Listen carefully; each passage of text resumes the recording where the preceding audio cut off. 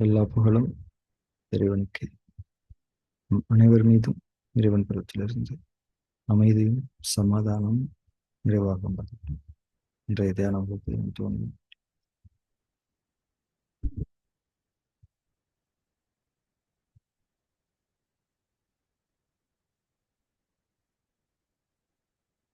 உயிராற்றல் என்பது எங்கெல்லாம் பாய்கிறதோ அங்கே ஒரு தூய்மைப்படுத்தல் பணி நடக்கும்.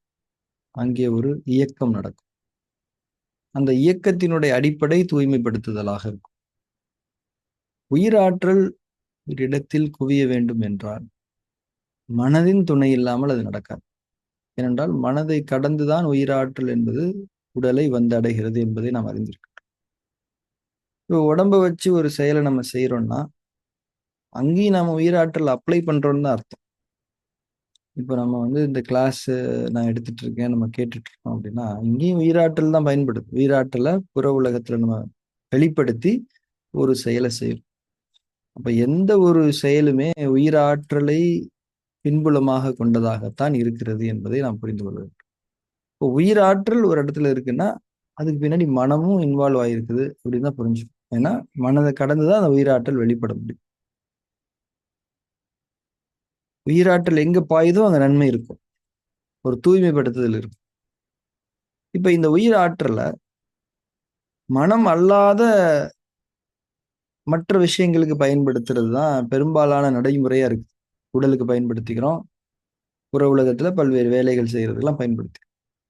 தியானம் என்பது இந்த உயிராற்றலை மனதிற்கே பயன்படுத்திக் கொள்ளும். அதனாலதான் தியானத்துல வந்து நம்ம உள்முகமாக திரும்பிக் கொள்ளும். வெளி சூழலுக்கு அந்த உயிராற்றலை நாம் அனுமதிக்காமல் உள்முகமாக அகத்தில் மையம் கொண்டிருக்கின்றோம். தியானம் என்பது நம்முடைய மனதின் தூய்மைக்காக, மனதின் நிலைத்தன்மைக்காக செய்யப்படக்கூடிய ஒரு செயல். மனதில் உயிராற்றலை மையப்படுத்தக்கூடிய ஒரு செயல் என்பதை நாம் புரிந்து கொள்ள வேண்டும். மனசுல உயிராற்றல் மையப்படும் போது நான் ஏற்கனவே சொன்ன மாதிரி இங்க தூய்மைப்படுத்துதல் பணி மட்டும்தான் நடக்க முடியும். ஆனா உயிராற்றலை மனசுல மையப்படுத்தி நாம பெருசா பழகல, வெளியிலேயே அதை செலுத்தித்தான் பழகி இருக்கின்றோம். அதனாலதான் தியானத்துல வந்து அமரக்கூடிய ஆரம்ப நிலைகள்ல பெரும்பாலானவர்களுக்கு கண்ணை மூடி உள்ள உட்கார்றது முடியல. சும்மா வெறுமனே உட்கார முடியல. இப்ப ஆனாபான மெடிடேஷன்லாம் பண்றோம் இல்லையா, மூச்சை கவனிக்கிறது உணர்வோடையும் கவனத்தோடையும், அதுவே நிறைய பேருக்கு பண்ண முடியாத ஒரு சூழல் இருக்கு. அந்த மாதிரி சூழல்ல தான் அவங்களுக்கு வந்து ஏதாவது ஒரு விஷயத்த சொல்றாங்க, நீங்க வந்து அங்க கவனம் செலுத்துங்க, இங்கே கவனம் செலுத்துங்க, அந்த மந்திரத்தை சொல்லுங்க, இந்த மந்திரத்தை சொல்லுங்க. ஏதாவது ஒரு பிடி வேணும் இல்லையா? அதனால அந்த பிடி ஒரு பிராக்டிஸ்க்காக தான். அதுக்கப்புறம் அந்த பிடியை விட்டுட்டு நம்ம அகத்தில் நிலைத்த தன்மையை மையம் கொண்டு விட வேண்டும். இப்ப இந்த பிடி அப்படிங்கிற ஒரு விஷயம் நமக்கு அதுவும் நல்லா பழகிருது. ஐயோ, இந்த பிடி நல்லா இருக்குங்க, இந்த பிடி நான் விடுறதா இல்ல, அப்படி அந்த பிடியே பிடிச்சிட்டு. அதனாலதான் விபாசனால வந்து அந்த மாதிரி பிடிகள் எதுவுமே கிடையாது. நீங்க பிராக்டிஸ் பண்ணுங்க, பிடி இல்லாமலேயே நீங்க பிராக்டிஸ் பண்ணுங்க. கவனம் கவனம் கவனம். ஒரே ஒரு பிடி வேணும்னா நீங்க உணர்வா வச்சுக்கோங்க, அவ்வளவுதான். இந்த மூச்சு இறைவன் புறத்திலிருந்து நமக்கு தரப்படுகிறது. நமக்காக இது படைக்கப்பட்டு நமக்கு தரப்பட்டு கொண்டிருக்கிறது. நாம வாழ்விக்கப்பட்டு கொண்டிருக்கின்றோம். இந்த உணர்வை வேண்டுமானால் நீங்கள் பிடியாக வைத்துக் கொள்ளுங்கள். ஆனால் உலகம் சார்ந்த, அறிவு சார்ந்த எந்த ஒரு பிடியும் தேவையில்லை. மூச்சின் மீது கவனம்.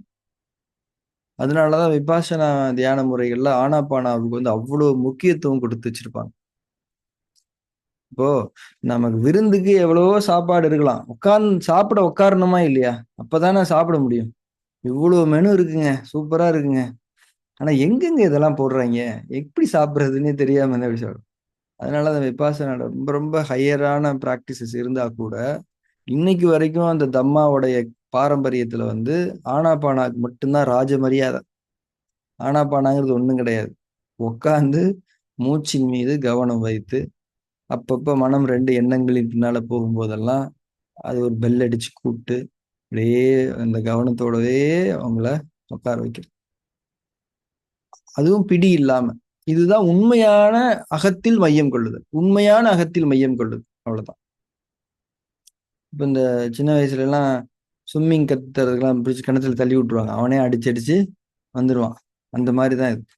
அவன் வந்து ஒரு பலம் வாய்ந்த ஸ்விம்மரா இருப்பான். ஏன்னா அவன் எந்த சப்போர்ட்டும் இல்லாம வேற வழியே இல்லை அப்படின்ற மாதிரியான ஒரு கண்டிஷன். கார்பரேட் மார்க்கெட்டிங் மோட்டிவேஷன் எல்லாம் ஒரு விஷயம் சொல்லுவாங்க. பேர்னிங் த பிரிட்ஜ் அப்படின்னு சொல்லுவாங்க. அதாவது ஒரு ஒரு தீவுக்குள்ள போறாங்க. ஒரே ஒரு பாலம் தான் அந்த தீவுக்கு போறதுக்கு ஒரே வழி. அந்த பாலத்தை கடந்து அந்த ஏரியாக்குள்ள போயிட்டு அந்த பாலத்தை தீய வச்சு எரிச்சு விட்டுருவாங்க. எதுக்காகனா திரும்பி வர்றதுக்கு வழியே இல்லை. அங்க சர்வைவ் ஆகியே ஆகணும். அந்த மாதிரிதான் இந்த ஆனாபானாங்கிறது வந்து இது இது இந்த பிடியுமே கிடையாது. இதை நம்ம பிராக்டிஸ் பண்ணி தான் ஆகணும். வேற வழியே கிடையாது. ஆனா பிராக்டிஸ் பண்ணிட்டோம் அப்படின்னா அது வந்து அதுவே ஒரு மிகப்பெரிய பிடியாக இருக்கும். அதுக்கு ஒரு பிடி தேவையில்லை. அதுதான் பிடியே. அந்த பிடி என்பது நாம் உருவாக்கியது. இந்த அகத்தில் இருந்து இருந்து இருந்து இருந்து நாம் உருவாக்கியது. இப்ப நிறைய பேர் நம்ம கிட்ட சொல்லுவாங்க, எல்லாமே கரெக்டா பண்றேன் சார், ஆனாலும் இந்த மாதிரியான பிரச்சனைகள்லாம் இருக்குது, இந்த மாதிரிலாம் நடந்துட்டு இருக்குது. அப்ப என்னன்னா அவங்க இன்னும் கூட அந்த அகத்தில் நிலை கொள்ளுதலை முறையாக முழுமையாக செய்யவில்லை என்பதுதான் அதனுடைய அர்த்தம். அதனால நம்ம வந்து இப்போ நிறைய ஃபார்ம்ஸ் பிராக்டிஸ் பண்றோம். ஃபார்ம் 3, ஆதிமூல தவம் நிறைய பண்றோம். ஆனா அடிப்படை என்பது என்ன? ஆனாபான தியானம். அதான் கடந்த 2-3 நாட்கள் அதான் தீவிரமா பண்ணிட்டு இருக்கோம். ஸோ இன்னைக்கு வந்து முழுமையான செஷன் வந்து ஒன்லி ஃபார் ஆனாபான மெடிடேஷன். ஸோ நம்ம தியானம் தொடங்கலாம். இடையிடையே என்னுடைய நினைவூட்டல் வரும்போது மூச்சின் மீது கவனத்தை திருப்பிக் கொள்ளுங்கள். இடையிடையே எண்ணங்கள் நிறைய வரும். அதை தவிர்க்க முடியாது என்பதை புரிந்து கொள்ளும். அதுதான் ஃபார்ம் 1. ஃபார்ம் 1 என்னது? அந்த அண்டர்ஸ்டாண்டிங் தான். மனம் 2 என்பது இயங்கத்தான் செய்யும். அதை நாம் நிறுத்த முடியாது. மனம் 2ஐ நிறுத்துவது நம்முடைய நோக்கம் அல்ல. மனம் 2இன் செயல்பாடுகளை நெறிப்படுத்துவதுதான் நோக்கம். அதனால ஆனாபானா செய்யும்போது எண்ணங்கள் வர்றதை பத்தி நத்திங் டு வரி. அதிட்டானால இருக்கணும். உடல் உணர்ச்சிகள் பத்தி நம்ம ஒன்றும் ரெஸ்பான்ஸ் பண்ண வேண்டும். சரி, நம்ம அனைவரும் தியானம் தொடங்கலாம். சுகமானது இருக்கை நிலையில் உங்களை அமர்த்தி கொள்ளுங்கள். கம்ஃபர்டபுளா உட்காந்துக்கோங்க. எப்படி வேணா உட்காந்துக்கோங்க. கண்களை மூடுங்கள். 3 ஸ்டெப் கரெக்டா செஞ்சிருங்க. அதுதான் ப்ராப்பரா என்டர் ஆகுறது. கண்ணை மூடி இருக்கும்போது ஒரு உணர்வு, புற சூழல் என்ற பெரும் சூழலில் இருந்து நாம் அகசூழல் என்ற மகத்துவமிக்க ஒரு புனிதமான எல்லைக்குள் நுழைந்து விட்டோம். அகசூழல் என்ற அந்த தன்மையில் நாம் நிலை பெற்றிருக்கின்றோம். அந்த உணர்வு ரொம்ப முக்கியம். அப்பதான் அந்த கண்ணை மூடுறத நாம எந்த விதமான சலனங்களும் இல்லாம செய்து கொண்டிருக்க முடியும். அதுக்கு ஒரு 30 செகண்ட் ஆனா கூட பரவாயில்ல. we have to spend that. அப்பதான் அந்த ஸ்டெபிலிட்டி நமக்கு கிடைக்கும்.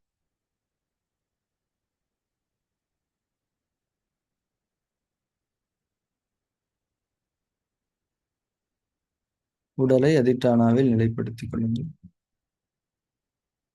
உடம்பு ஃபுல்லா நீங்க கவனிங்க. எங்கேயுமே இறுக்கம் இருக்கக்கூடாது, தளர்வு இருக்கணும்.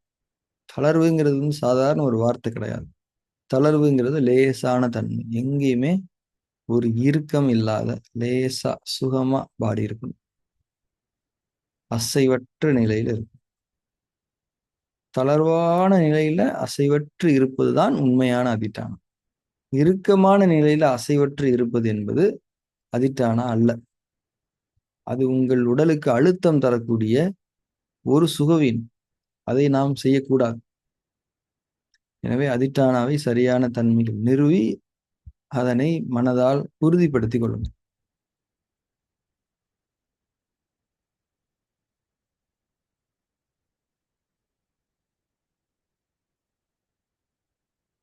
இப்போது மூச்சின் மீது இயல்பாகவே கவனம் பற்றி கொள்ளும். உள்மூச்சின் மீதும் வெளிமூச்சின் மீதும் கவனம் பற்றி கொண்ட நிலையில் அந்த தன்மை உருவாகி இருக்கும். அதில் அப்படியே தொடர வேண்டும்.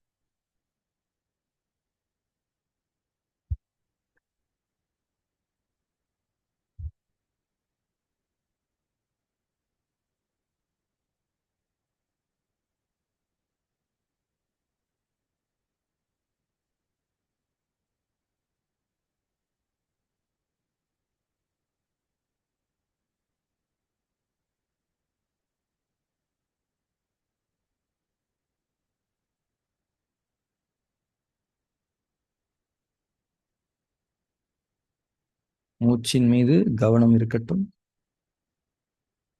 இயல்பான மூச்சோட்டம், இயல்பான லேசான சுகமான கவனம்.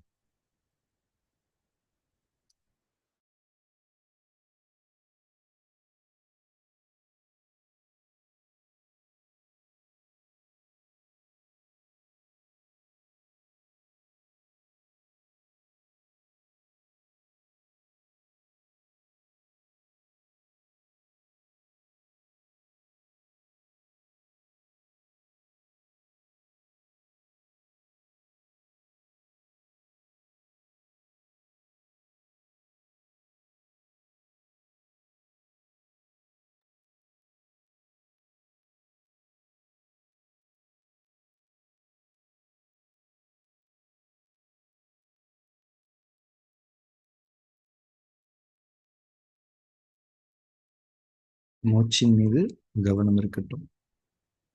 கவனத்தோடு உணர்வையும் முடிந்தால் மேற்கொள். மூச்சு நமக்கு தரப்பட்டு கொண்டிருக்கிறது. நாம் பெற்று கொண்டிருக்கின்றோம். நம்முடைய எந்த விதமான உழைப்பும் முயற்சியுமின்றி இந்த மூச்சை நாம் பெற்று கொண்டிருக்கின்றோம். இறைவனால் இந்த மூச்சு நமக்கு கொடுக்கப்படுகிறது. இந்த உணர்வோடு மூச்சின் கவனம் இருக்கிறது. எல்லா மூச்சிலும் இருக்கணும்னு அவசியம் இல்லை. ஒரு 10 மூச்சுல ஒரு மூச்சு, அந்த உறுதியான உணர்வு, அது போதும்.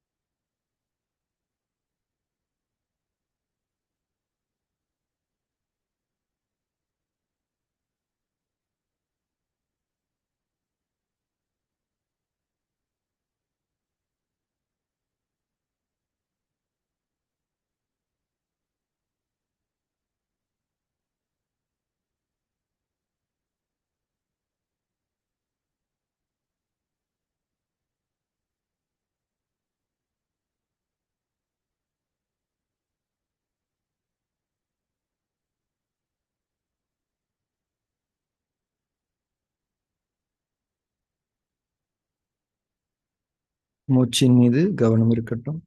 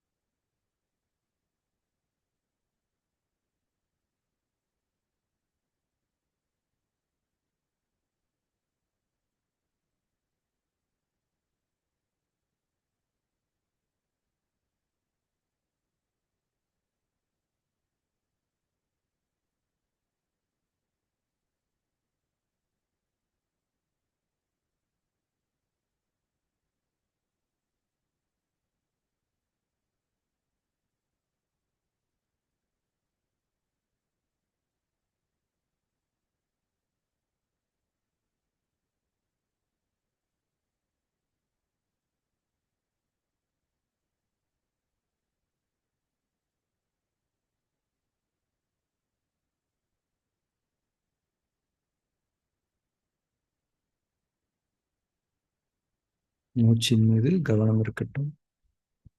எண்ணங்கள் நம்மை மயக்கலாம், திசை மாற்றலாம். அவைகளுக்கு முக்கியத்துவம் கொடுக்க வேண்டாம். நினைவூட்டல் வந்த பிறகு மூச்சின் மீது கவனம் தொடர வேண்டும். உள்மூச்சின் மீதும் வெளிமூச்சின் மீதும் இயல்பான கவனம்.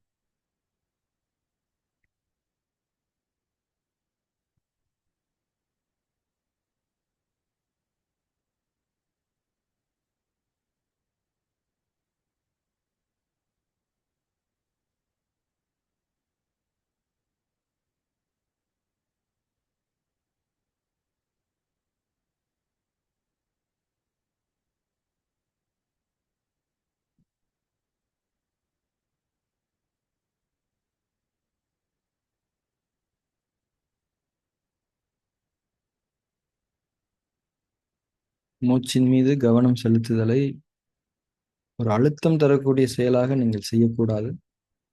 அது ஒரு சுகமான இயல்பாக நம்மிலிருந்து வெளிப்பட வேண்டும். அதை செய்கிறோம் என்ற உணர்வே இல்லாமல் இயல்பாகவே அந்த கவனம் மூச்சோடு இருக்கு. எந்த அழுத்தமும் இருக்கக்கூடாது.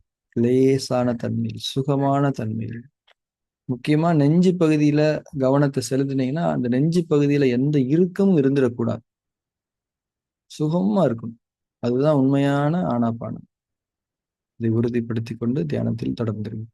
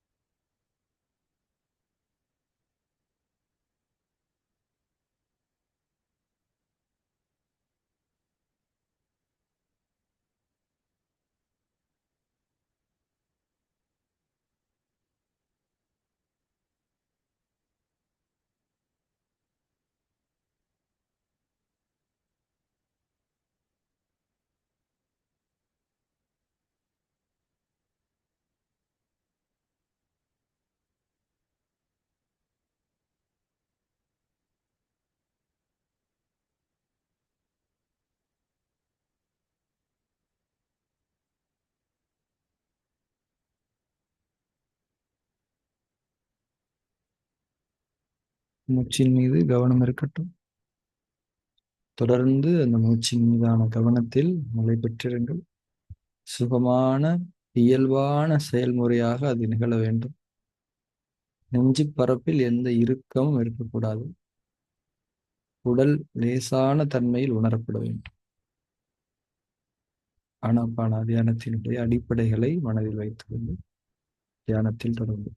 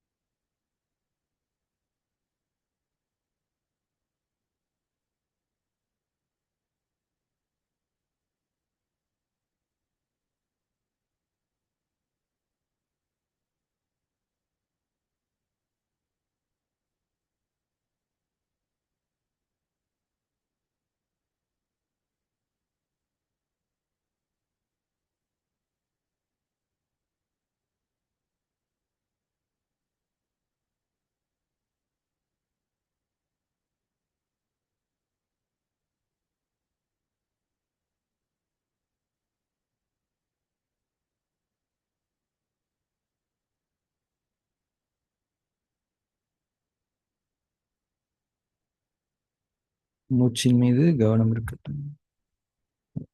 இயல்பான மூச்சோட்டம், இயல்பான கவனம். தியானம் தொடங்கி ஒரு 10-15 நிமிடம் கழித்தும் ஆனாபானாவில் தொடர்வதுதான் முக்கியமானது. அதன் பிறகு தொடரக்கூடிய நிலையில நிறைய டைவர்ஷன்ஸ் இருக்கலாம். தூக்கம் வரலாம், எண்ணங்கள் மயக்கலாம். அதை பத்தி எந்த உரையும் பண்ண வேண்டாம். நினைவூட்டல் வரும்போது திரும்பிடலாம். எவ்வளோ நேரம் மூச்சுல கவனம் வைக்க முடியுதோ வச்சுக்கலாம். எந்த கம்பல்ஷன்ஸும் கிடையாது, டார்கெட்ஸும் கிடையாது. தொடர்ந்து மூச்சின் மீதான கவனத்தை நிலை பெற்றிருக்கும்.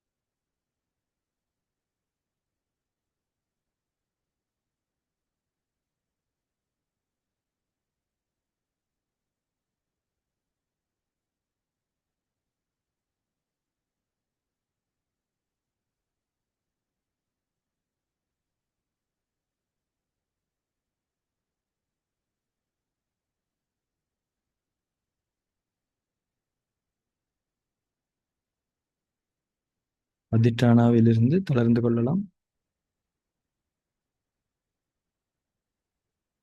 ஆனாபானாவை நிறுத்திக் கொள்ளலாம்.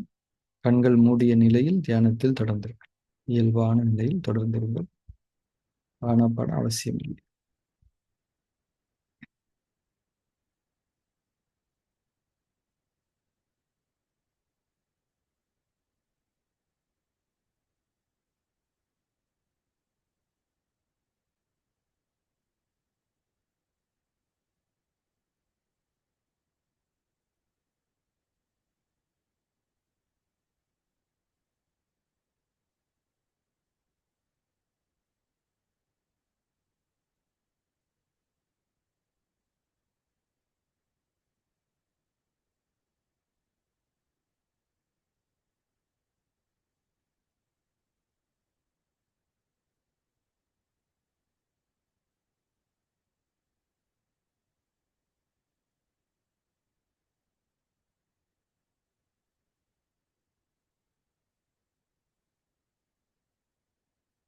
நாம் அனைவரும் தியானத்தை நிறைவு செய்து கொள்வோம். கண்களை திறந்து.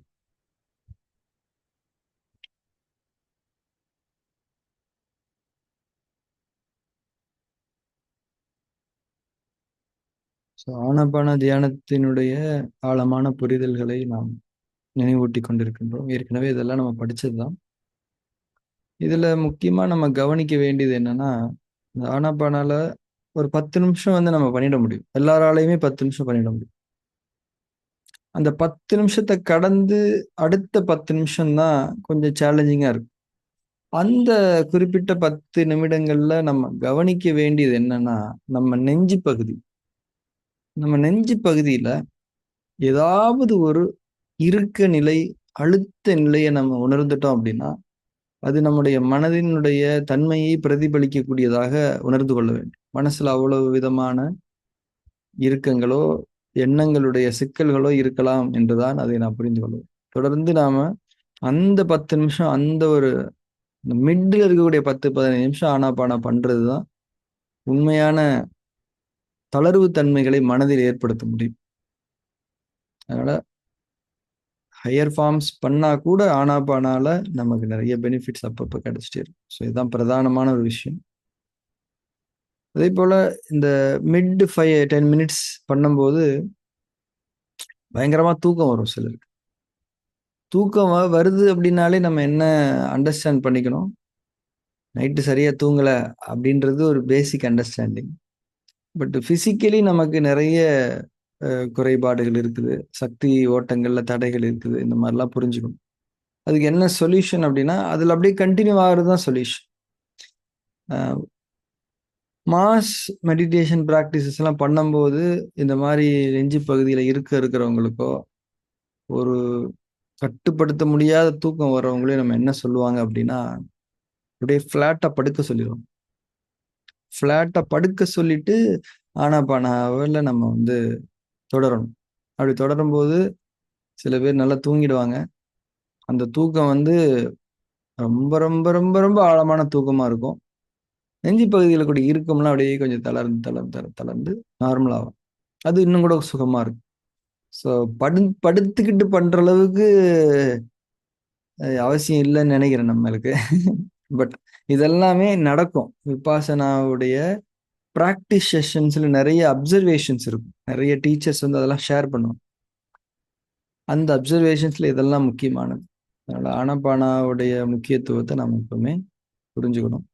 ஆனாபானா பண்ண என்னன்னா நமக்குள்ள அந்த இயல்பாவே ஒரு ஒரு பொறுமை வர ஆரம்பிச்சு. ஓகே, பார்த்துக்கலாம். இந்த பொறுமை அப்படிங்கிற அந்த இயல்புக்கு நம்முடைய என்டர் ஆகும். அதுதான் உண்மையான பொறுமை. அதுக்கு முன்னாடியெல்லாம் நம்ம நம்ம பொறுமையா தானங்க இருந்தோம். அது ஒரு எல்லைகளுக்கு உட்பட்ட பொறுமை. அந்த எல்லையை டச் பண்ணா என் பொறுமையை கலைச்சிருவீங்க. பொறுமையா இருந்துக்கலாம் சேர்த்து பலார்னு அரைஞ்சு விட்டுருவீங்க. ஆனா உண்மையான பொறுமை என்பது எல்லைகள் அற்றது, விசாலமானது. அந்த பொறுமையை நோக்கி ஆனாபானா என்பது நம்மை அழைத்து செல்லும். விபாசனாவோட எல்லா ஃபார்ம்ஸுமே நம்மை அழைத்து செல்லும். ஸோ தொடர்ந்து நாம் தியானத்தில் இருப்போம். நாளைய தியான வகுப்பில் நாம் சந்திக்கலாம். Thank you very much.